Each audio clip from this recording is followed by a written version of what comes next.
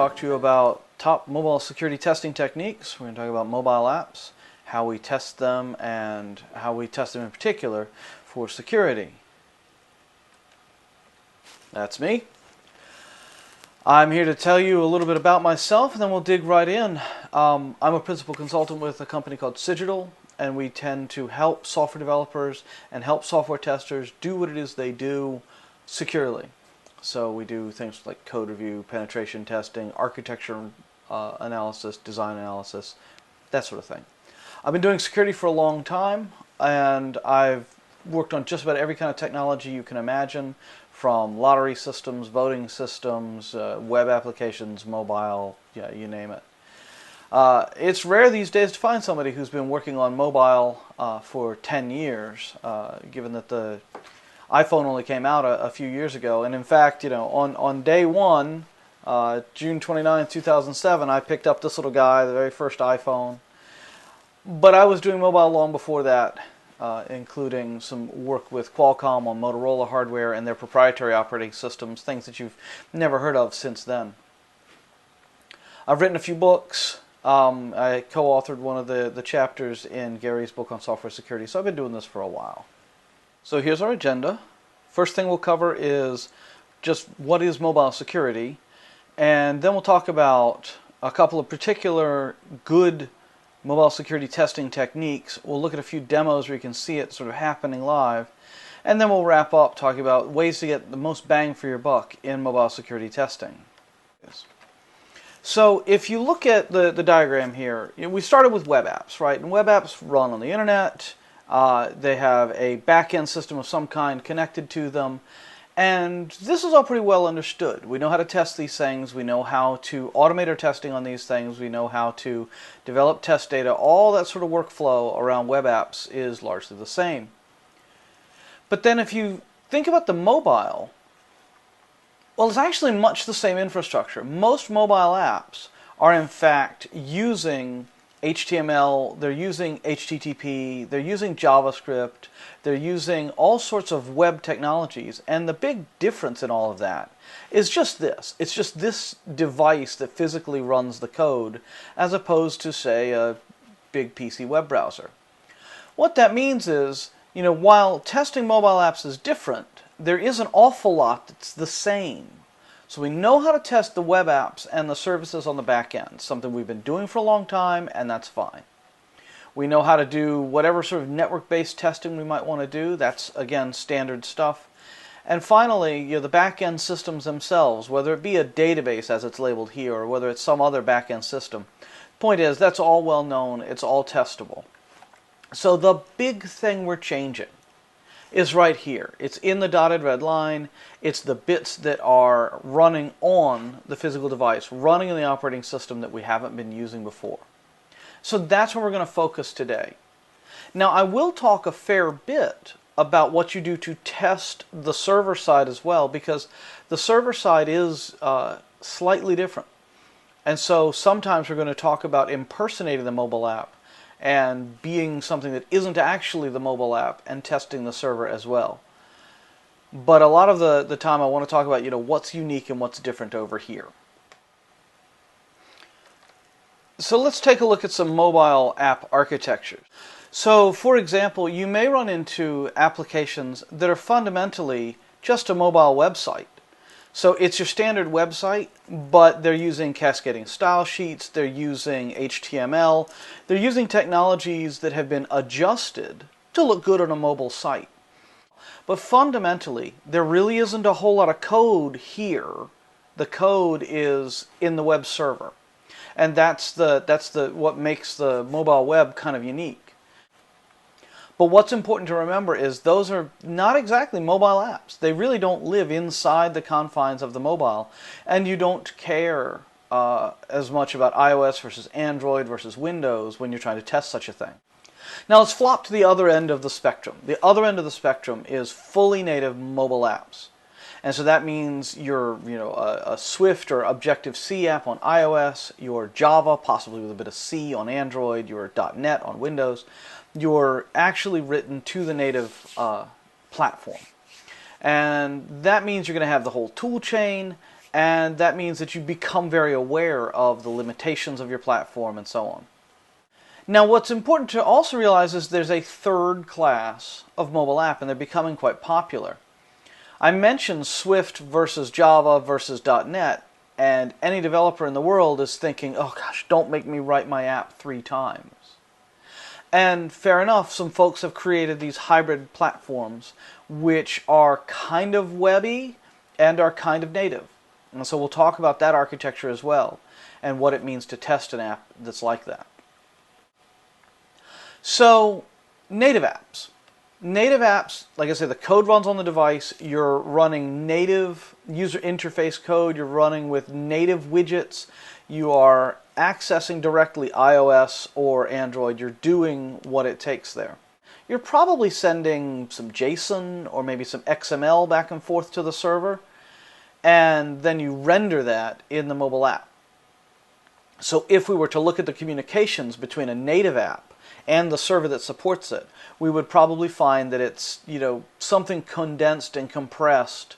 It doesn't have to be full-on HTML with JavaScript and style sheets and all that, because the native app is rendering the UI, and it doesn't need all that user interface description coming back from the server. And this is a threat model that's very generic, saying generally all native apps have these sorts of threats. There's a server side over on the left, and there's a device right there in the middle. And there's 3 things that we track in a threat model. So we have some assets, things that we care about, things we want to protect. We have the threats, the actual threat actors, labeled attackers in this diagram, the people who want to do something bad. And then we have security controls, which are trying to mitigate the risk of those various attackers. So if you look at the server side, of course there are some assets over there. There's functionality, things that the app can do. There's data that lives over there. And there are obviously controls that live there as well. So you'll notice that first control is a rather dense set of acronyms, but it's basically authentication, role-based access control, and authorization. In other words, the business logic. The business logic that tells you, who is that person, what are they allowed to do, and how do I check that? Now, a native app has code on the app, and very often it has data on the app.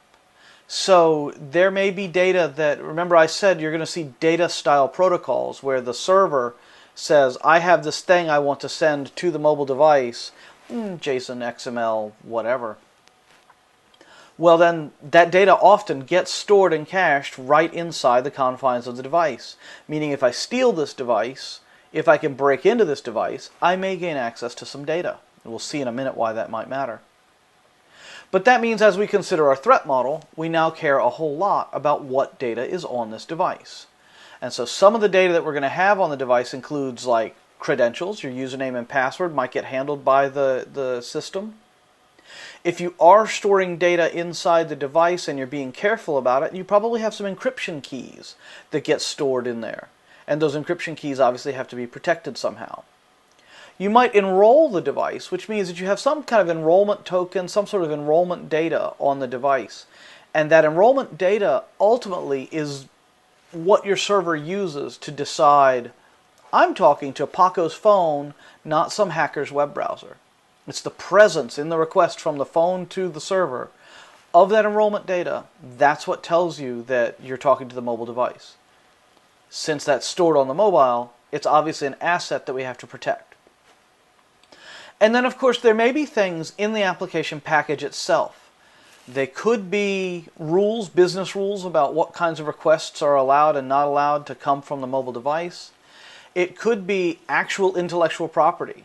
If you were developing a mobile media app that lets people look at artwork, photography, film, music, you may have licensing agreements or intellectual property rules around what you're required to do with that media. And so there may be things that you have to delete the media, double check the user's authorization to display it, etc. Those could actually be assets that live inside the boundary of the phone or the tablet. You could have intellectual property in the sense of some proprietary algorithm. Imagine a real estate searching tool, or a financial valuation tool, or an online dating app, any number of applications that might have a proprietary algorithm, the secret sauce as it were, something that makes that application better than its competing applications in the market. And you want to keep those algorithms safe, but they're going to be in the confines of the phone. So they may be part of the code of the app. These are all things that you may have to protect. They're assets in the device.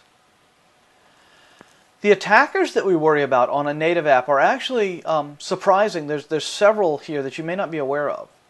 Now, number 2, right there in the center of the diagram, is the one we always think about, right? This is the outsider. He's the hacker. He's sitting in a cafe using the same Wi-Fi as our victim. He's not a legitimate user, and he's not us. He's not a legitimate part of the server infrastructure either. He's a complete outsider. So we think about that guy all the time. We may think about number 1 as well, the malicious app user. A malicious app user is someone who managed maybe to pick up the app. So they picked up a device, the device is properly enrolled, the device was unlocked, and now this app user is a malicious person. It's not our enrolled user who's trying to do something, it's a malicious person who's trying to do something. So that's a malicious app user. And you'll find that a malicious app user will do things that a regular user won't do. And that's something that we have to think about. A malicious app user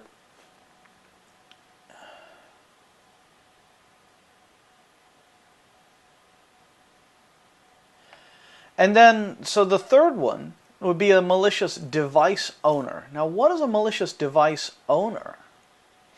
Well, this is not just a malicious app user who has certain threats and attacks that he can carry out, but this is actually someone with legitimate access to the app, legitimate user, owns the device, has the app provisioned in the device, but on their device they may have some toolkits and things installed that help them attack the app.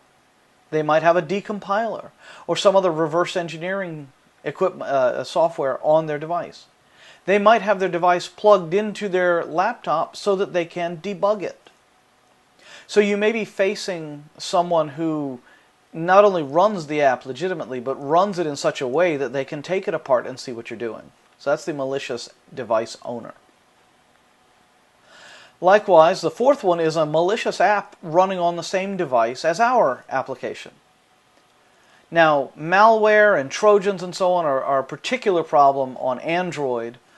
They can exist on iOS, but they're not nearly the problem that they are on Android.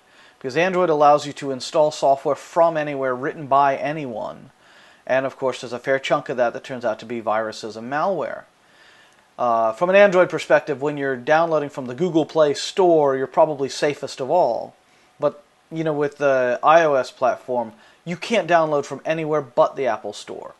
So while that's going to sound overly restrictive to some people from a business perspective, it actually has the security benefit of routing all the security checks through one place and not allowing people to install from unsafe places. I'm not here to preach on iOS versus Android, but it's an important security difference between the security models. And you're going to find out there's several Android things we have to worry about. So a malicious app living on a device may be able to route around some of the sandbox protections. You can imagine installing a keyboard device driver that actually captures the keys that someone types and records them.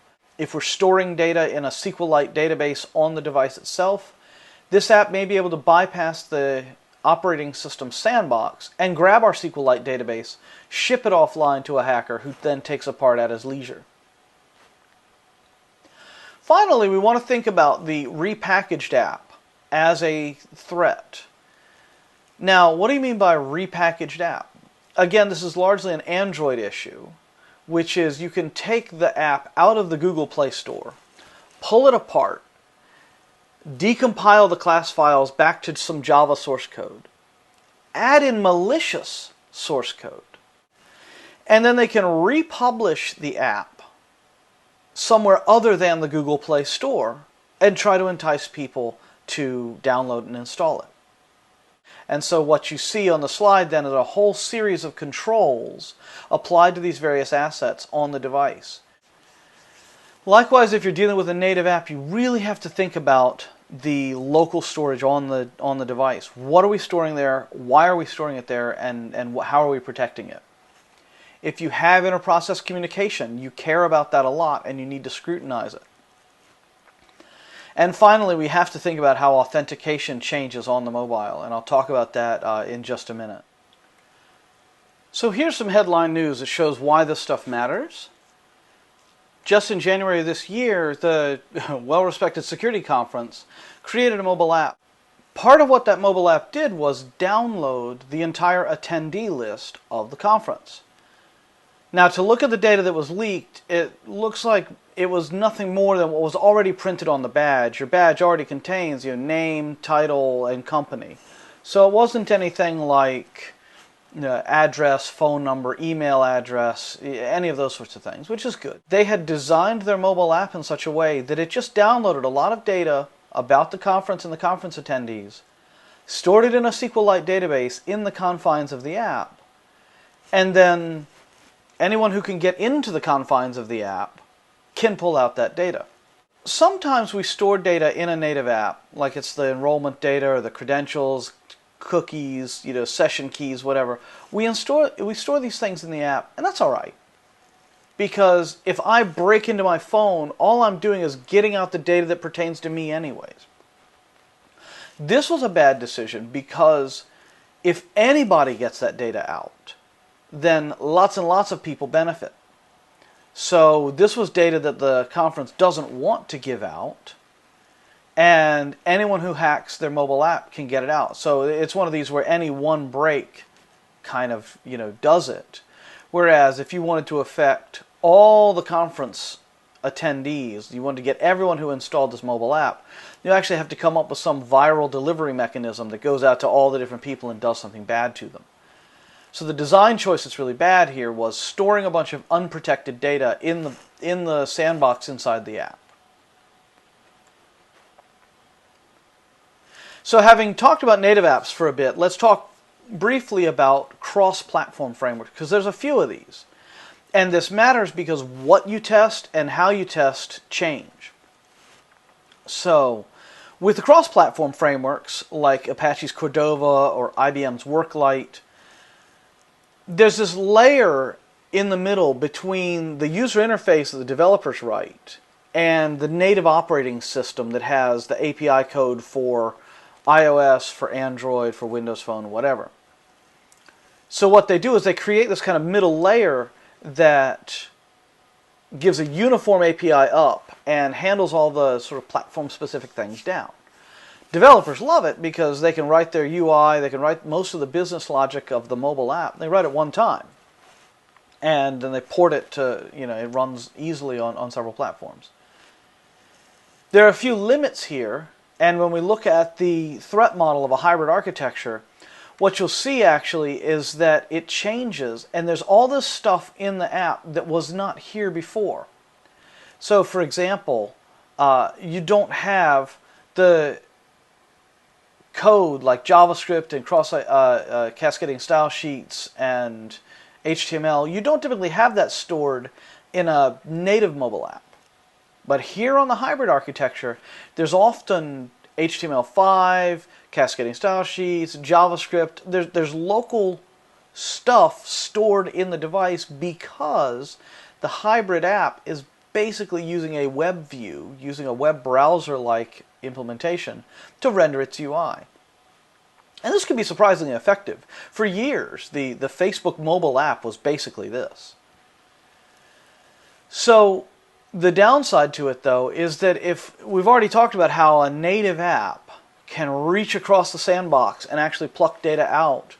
Well, if it can reach across the sandbox and mess with your data, it can change the HTML or change the JavaScript, basically change the way your app works by reaching into the file system on the mobile device itself, reaching into this guy's file system, and changing the JavaScript, changing the HTML, etc.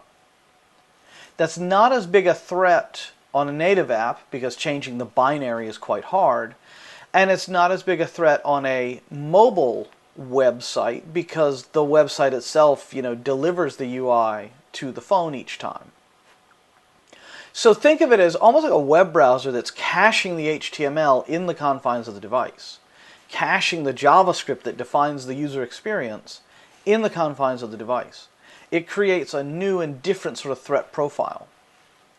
So the hybrid architectures are interesting, and you'll find them actively endorsed by developers because it saves them some time and it lets them leverage their code across multiple platforms. They have legitimate benefits, but it creates additional attack surface and things that we have to look out for. There is no sort of cross-platform security testing that you get to do. So just like Java itself, where the old saw is, write once, debug everywhere, you still have to do that with the hybrid apps as well. And naturally, if there's a vulnerability in one version of the app, it's going to be in all of them. Whereas you could have something written in your iOS app that isn't actually a vulnerability in your Android app. So those are things to think about in terms of how you're going to test. And you're still going to test the hybrid app for all of the mobile web things, and you're going to test it for all of the native things. You have to cover both situations for that hybrid app. Because if I can attack the server side, just like I would on a mobile web app, I'm going to win. If I attack the native side, I might win as well. So this is just, we're not going to spend a ton of time going over the differences and so on, but this is just something that's worth knowing about in terms of the differences between hybrid and mobile web and cross-platform apps. If we're going to do some security testing in mobile apps, what do we need to own? Now, this little inventory is kind of handy. I mean, yeah, you need some devices, obviously. You need 3G capable devices, at least a few. If you really care about using your mobile device on a 3G network and using it in a mobile way as opposed to always having high-speed Wi-Fi, you really need to have some 3G capable devices that have real 3G plans associated with them, and you really need to take them to places where you get crappy signal and see what happens. That's going to matter. And that can matter, it can uncover a lot of strange edge cases in a security perspective because you can get into situations where part of the authentication messages disappear, they get eaten, they get corrupted, you get out of order messages and so on as you move around. This is a really important aspect of testing. And obviously you need a representative variety of things for your target audience. You're going to want to get the simulators and the development environments for your testers.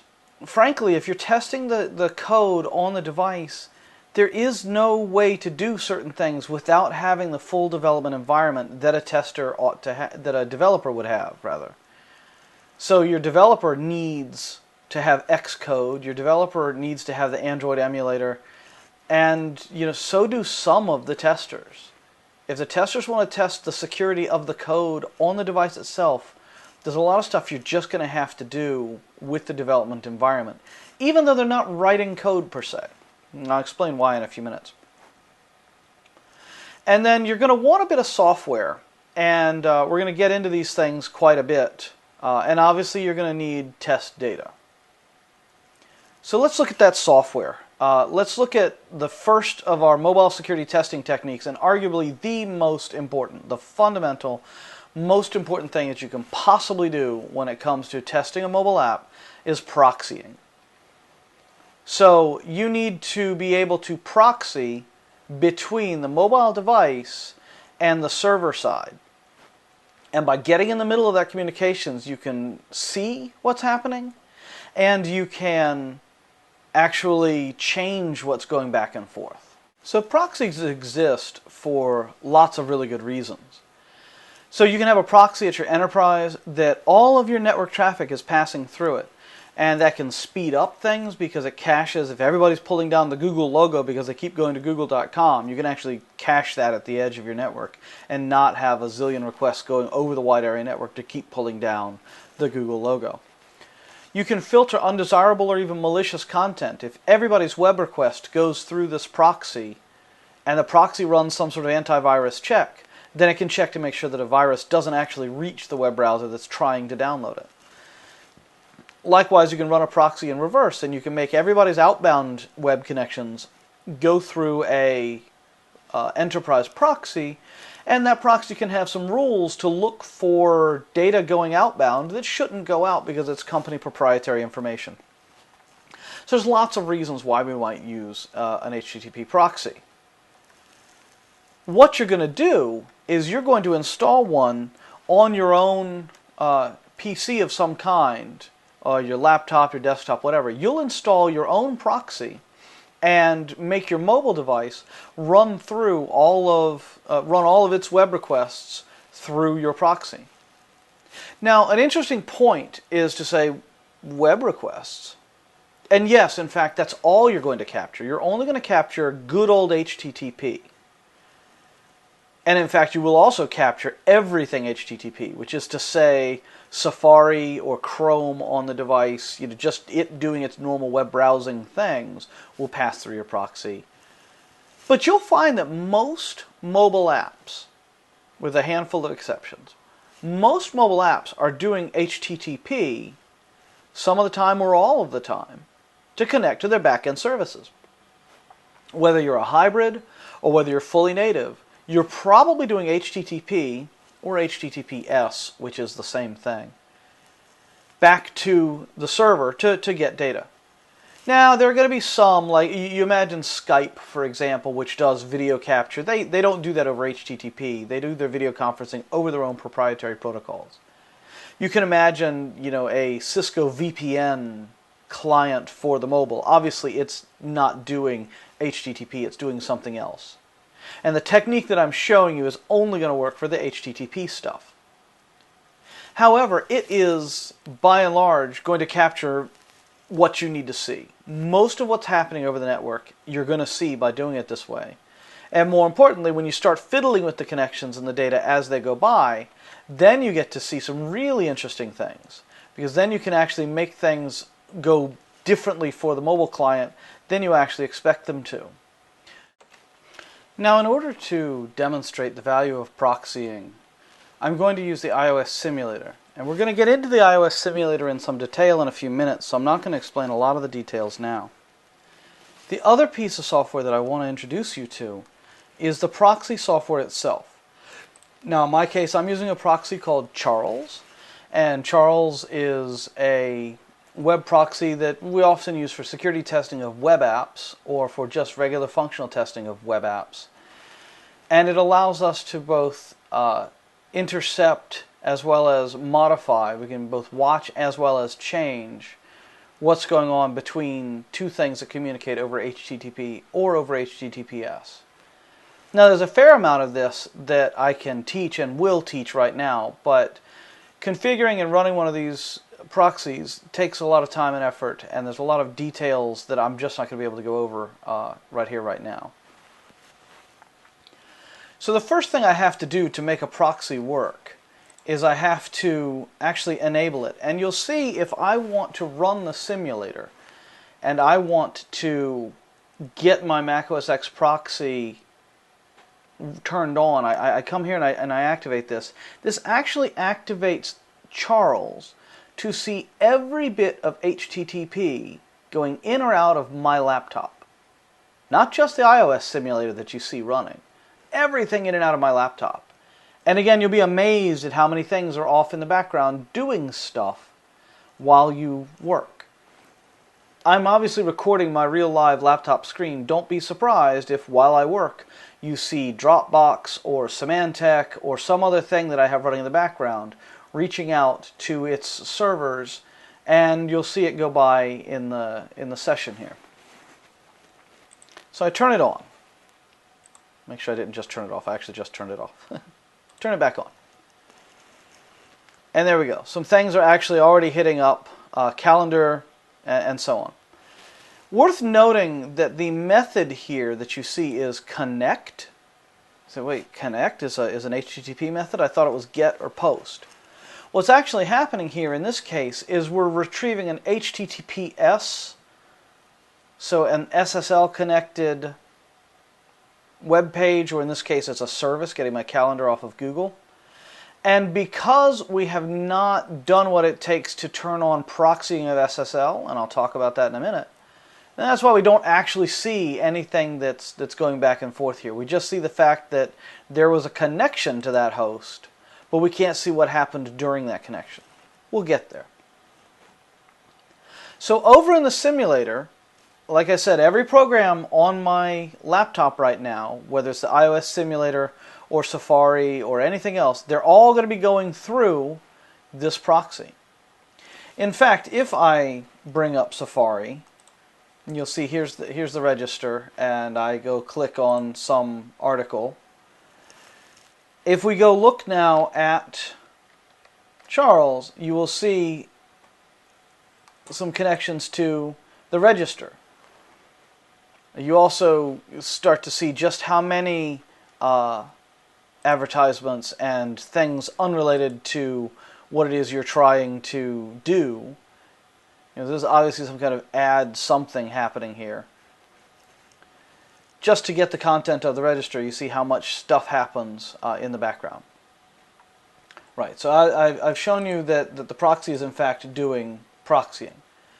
If we go to the iOS simulator and we go into Safari and we click on something obvious like Apple, then here it goes. It brings up the Apple website, and all of those requests to apple.com, they're over here.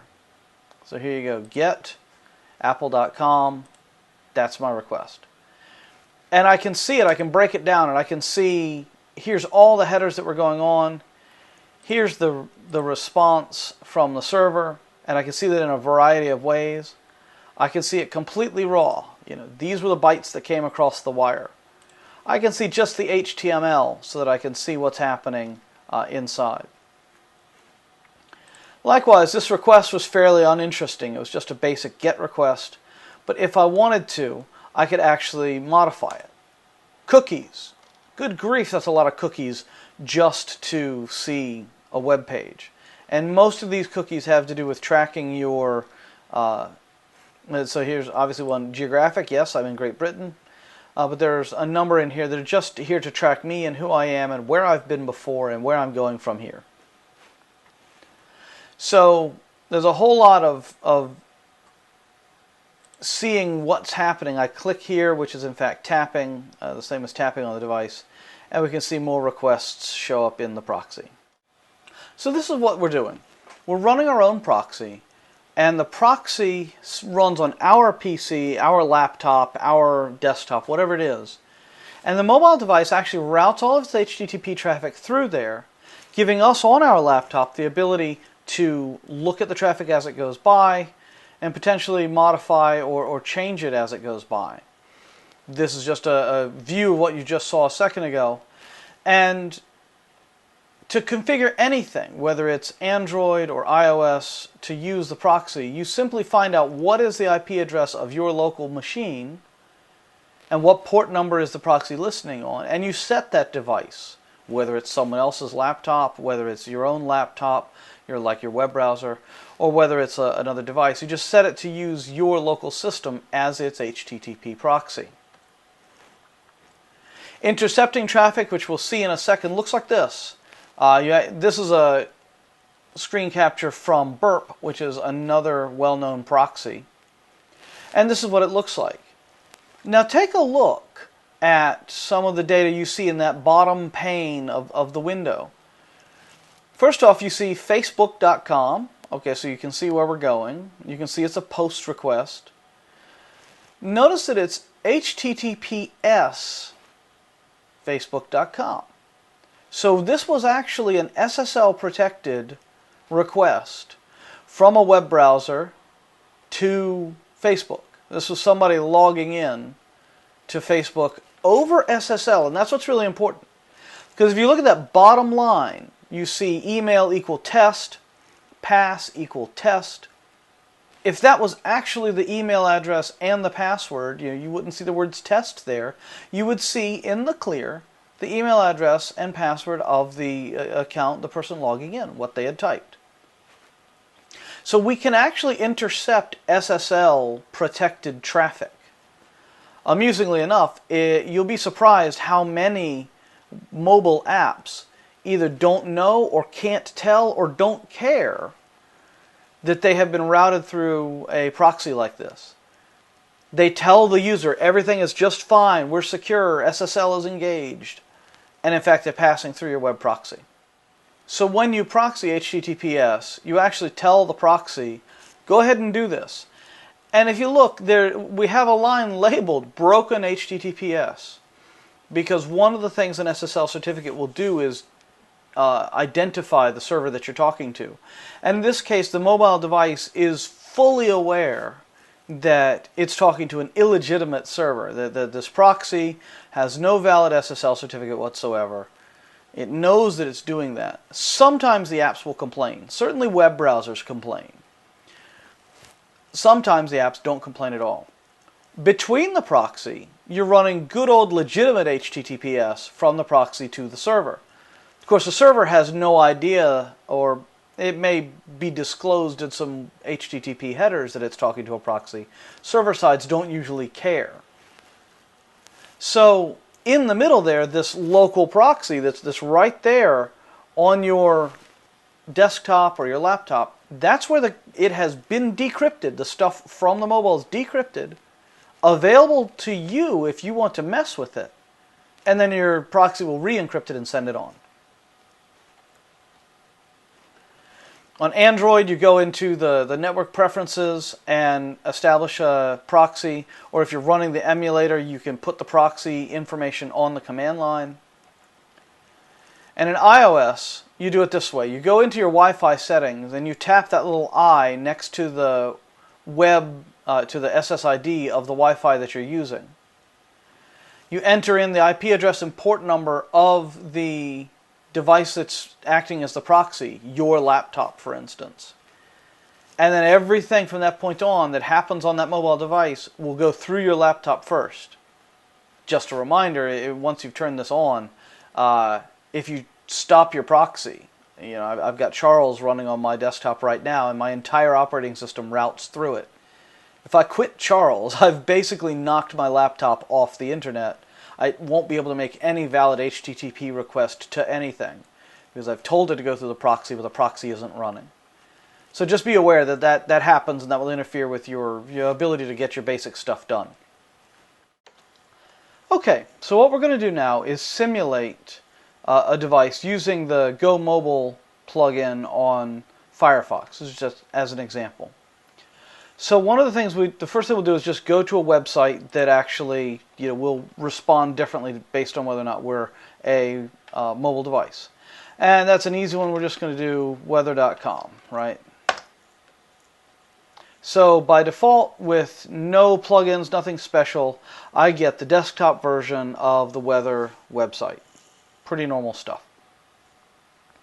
If I use this plugin called Go Mobile from it's a Firefox plugin that you can download off of any sort of Firefox plugin website. If I turn this on, it's going to reload the page and this time send along the user agent that says, I'm a mobile device. And watch what happens. So we send a request along, and hey, would you like to share your location with m.uk.weather.com? So in fact, the operating system of my laptop has the same sort of location capabilities that a mobile device has, and the APIs for accessing that location information are in fact supported by Firefox and by Mac OS, so I could in fact do it that way if I wanted. I'm not going to, but you can see that I get to interact with the mobile app the same way that I would interact with it if I were using a mobile device. So put in a valid postcode. There we are. Click instead of tap because it's just a web browser. No, I don't need to add it to a favorites. And there you are. So we now see clearly the mobile version of this website. So if all you need to do is sort of test a few things in order to make sure you just see the difference between mobile versus desktop, this is a way to do it. And I've been proxying this whole time. So we can bring up the proxy and see all the requests that were coming through through that whole session I just did where I was pretending to be a mobile browser. So you can actually see iPhone, CPU, iOS 5, blah, blah, blah. That's basically the whole thing that tells the weather website that I was a mobile device. It's that simple. And I can make that thing say anything I want, that user agent. I can pretend to be Android, I can pretend to be Windows, I can pretend to be iOS. It's just a label for the web browser. It doesn't mean that I truly have the capabilities and my Firefox on my desktop will really react like a mobile app will. It just simply means, hey server, pretend I'm an iOS app. Now if it turns out that my Firefox running under Mac OS doesn't act a whole lot like an iPhone does, this isn't terribly useful to me. But this proxy here, clearly I can go through and I can edit a message like this. So I can take a request that we sent to the system before, and I can actually change what's in there. So if I have headers, if I have cookies, if I have things in the request that I want to change, then I can actually modify those requests right there, make the changes, and say execute. Right, and there it goes. It went and executed. I didn't actually make any changes, but then I got a response from the server, which included all these details. And in fact, here's the HTML response. Whoops, lots of blank lines in there. A bunch of blank lines, and then like almost everything in just 4 lines.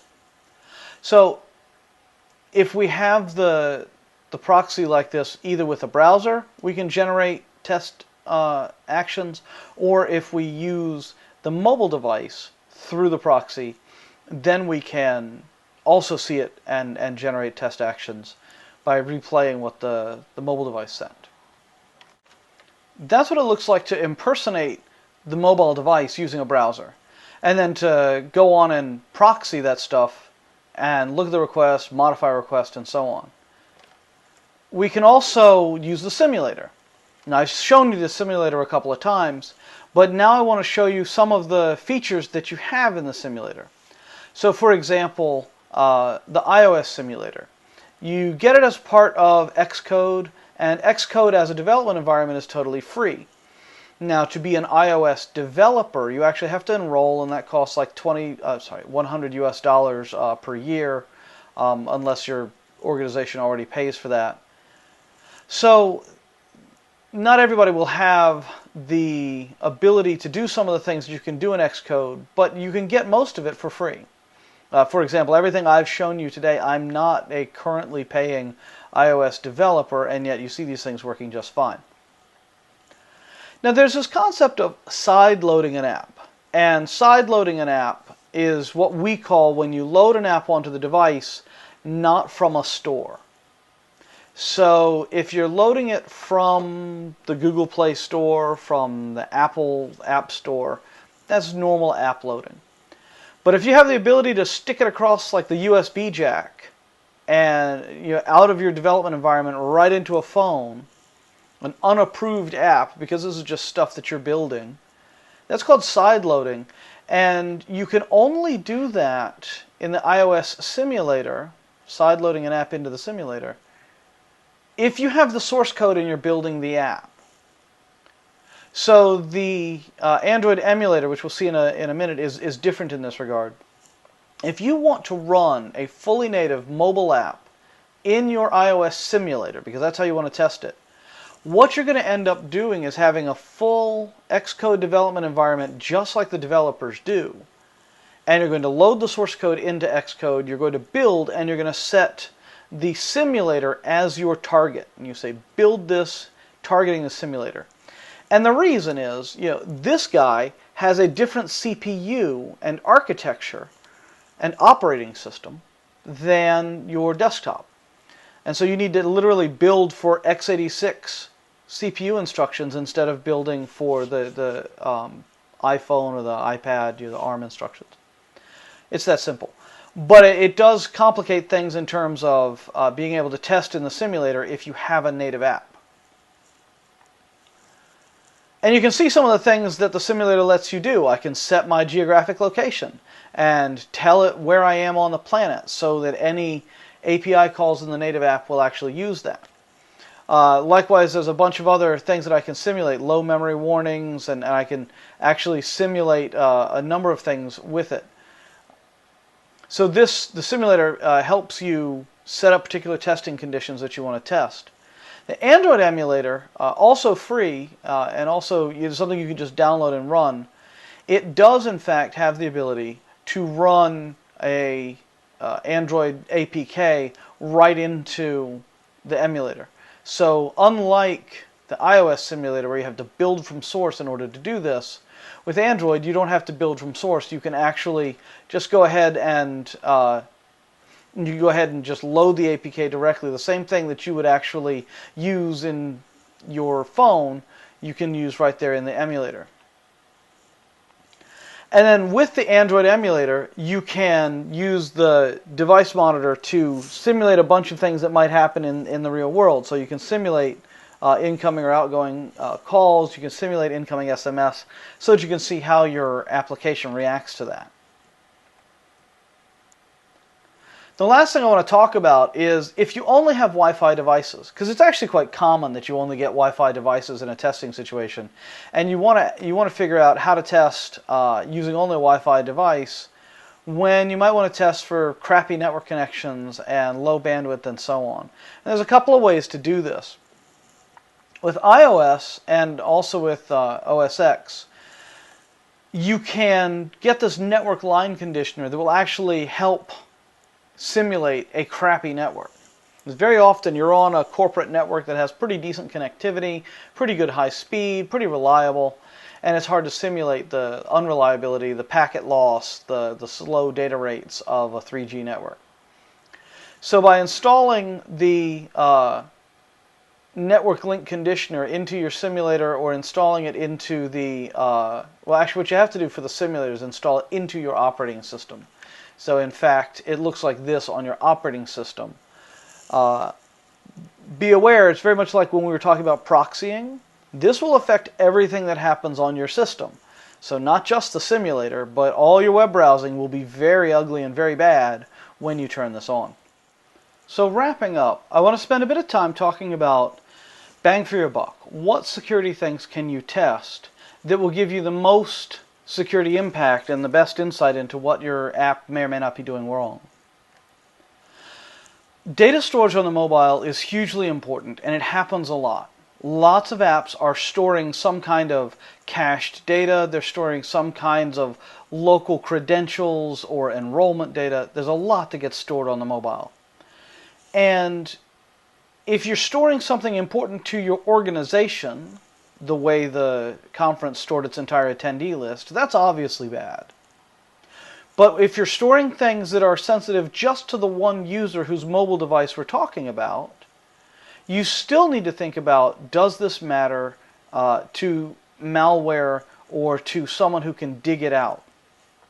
For example, I know of a media streaming app that we looked at where certain session tokens were stored in the mobile app. And these session tokens allowed a user of the mobile app to stream media from an authorized media streaming content delivery network.